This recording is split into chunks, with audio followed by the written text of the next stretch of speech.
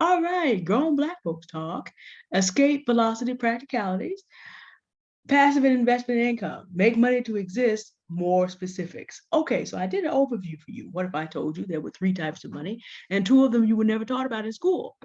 Those two are passive and investment income. And so today I had a big presentation with math and all the rest of this plan, and I'm not going to do any of that.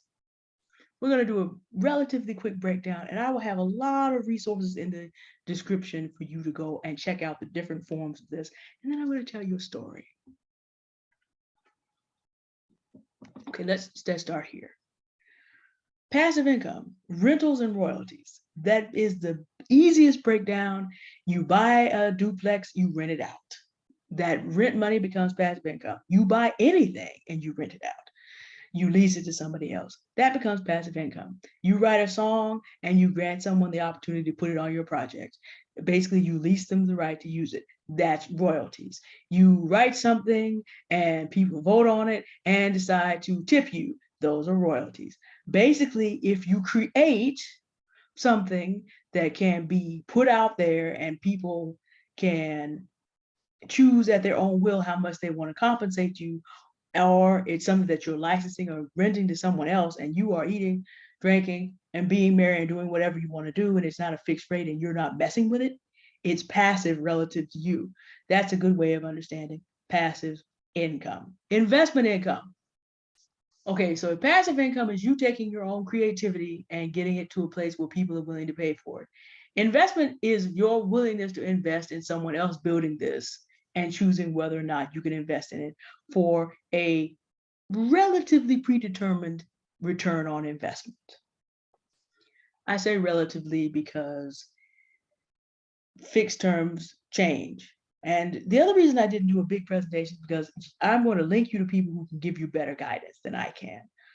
I'm not a financial advisor, nor should anything I say be taken as financial advice. This is invitation. This is entertainment and conversation only. So I can't give you the kind of guidance necessary. And also, everybody's path is different. I'm able to do a lot of things in passive income because it just so happens that I'm a highly creative person. The downfall of someone like me who's highly creative is that I tend to run in six directions at once, and that's not possible to do. I did not learn about the necessity for advertising and marketing until really late last year. So those of you at 25, if you can understand that you have to not only create it, but also advertise it and market it and stay with something long enough for it to get traction, you will be 15 years ahead of me in being able to make a living from the ideas I'm sharing with you. Of course, now that I know as a highly creative person, I'll catch up with you. But see, then there becomes to investment income. And because you're 25, if you can begin to make good investments, good sound investments at 25, I'm not going to live long enough to catch up with you because investment really is the earlier you learn it and apply it, it's like passive income on speed, basically, because it compound interest kicks in at some point and your investments grow and grow and grow and grow and grow, but they have to be solid. Your ability to create passive and investment income is not limited like a job. You only have so many hours and so much energy to work on a job, and you can double them up and even triple them up, but you're going to pay a terrible price for that.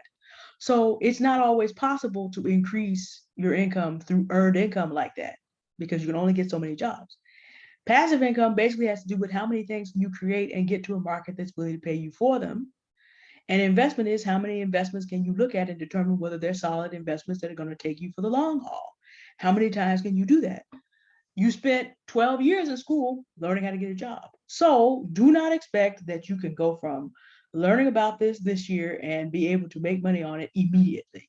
Depending on how serious you are, and I will put resources in the description, you might be able to get there relatively quickly, depending on how dedicated you are. And then you have to find what fits your creative style, what fits your investment style. Everybody's path is going to be different. The other reason I'm not going to go into some of the things that I'm doing is because I have not been in certain markets long enough and because I'm still in the learning process. You need to talk to people, you need to listen to people that are doing this on a higher level. I am merely letting you know what is available. Now, let me give you a historical story so that you can also have a vision of the future. There was a gentleman born in 1899 by the name of Nathan Harold Phillips, born somewhere deep in the heart of Texas, a black man in 1899. He lived until 1976. His wife, Dovey Phillips, lived from 1911 to 2006. So their combined lifespan is 107 years. Put a pin in that. Meanwhile, Nathan Harold Phillips didn't even have that name when he was born. In the South at that time, oftentimes Black people named their kids by initials. So he was NH. And that was the name his family actually knew him by because they knew him long before California. But in the days that NH only had his initials, there came a day when that was all he had, while he was still a child. Talk about adultification. Here's what happened to him. His parents died. The house burned down. The elder brother took the last remaining asset, the horse, and rode off into oblivion, leaving NH to raise the rest of his siblings to adulthood, and he still wasn't even the oldest child. He succeeded. On his journey, he began to clean out hotels in big cities in Texas, and he asked the people for whom he did this if he might keep every book that he could find. And they thought, well, it won't help to let the young Negro get those books. After all, they don't read all that well. And H actually from somewhere picked up how to read very well. And through picking up how to read, he learned how other men were making their way in the world. His collection included Candide by Voltaire, all the way down to the earliest National Geographic episodes of the mid-20th century.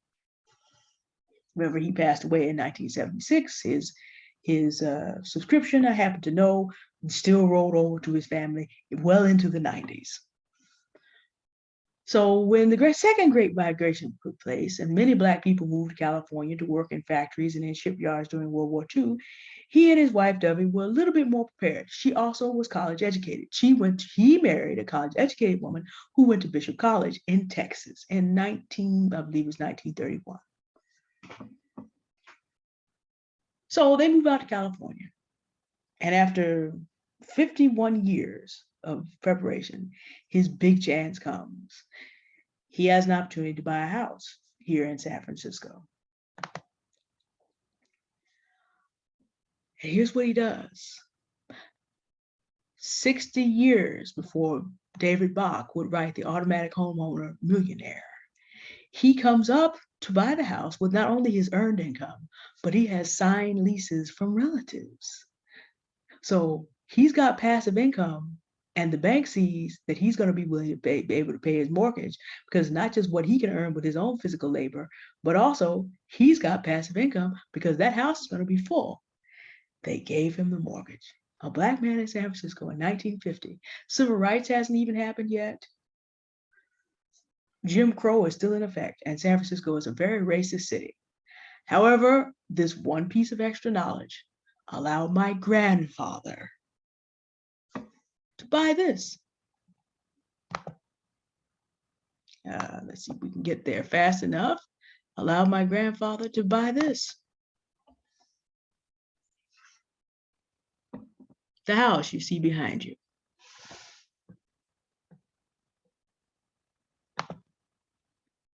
And that investment allowed his daughter to go to college also. And she married a longshoreman, a man who's only made earned income, but in a very strong place for earned income, who also understood the value of education.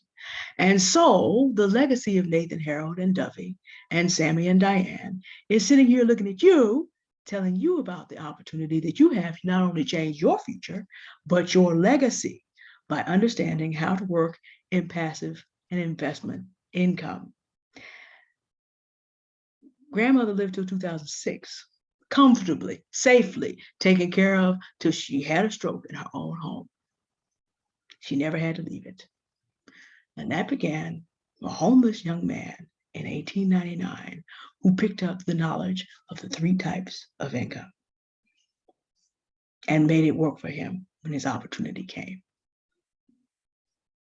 And if you're listening to me and you pass this on to your children, then the work of Nathan Harold Phillips will go to a 6th generation. That's how powerful this is. Yes, I could do math with you, but I want you to catch the vision. I want you to catch the vision of a Black man who went through things that most of us today would shrivel up behind and got the job done. Of understanding the three types of income and making them work for not only himself, but his family. And Dovey, my grandmother, was involved in that as well. She found other ways to bring in income also. Not all of them were passive. It was 1950, but she found other ways and to do her duty by her family and bring other income in. And together, they set forth a legacy that continues. That's the kind of room that knowledge gives you. Before civil rights, Jim Crow still going on in a city that is very racist. And now the grandchild of Nathan Harold Phillips is passing the ball to you to find out about this. I have information for you in the description that you'll find. Be inspired to go and find out and begin the process of escaping the merry-go-round of just knowing about one type of income. Go find out what's available to you. All right, this video is long enough. Thank you for your attention. Tomorrow, we will talk about something else that's of importance. Remember I said that grandfather managed to get other people to cooperate with him to help him pay the mortgage by getting leases from them ahead of time. How do you operate in the circles you're going to find yourself in once you master your escape velocity practicalities? You're going to be in a very different circle. We did a video about making yourself safe for the circle. Well, we got to level up a little bit more on this conversation about how to play well with others in a dynamic circle. And that's tomorrow. Thank you for watching, and hello to all my new subscribers. Thank you for your subscription. And to my older subscribers, thank you for hanging out with me. I appreciate it. All right, you have a good day now. Goodbye.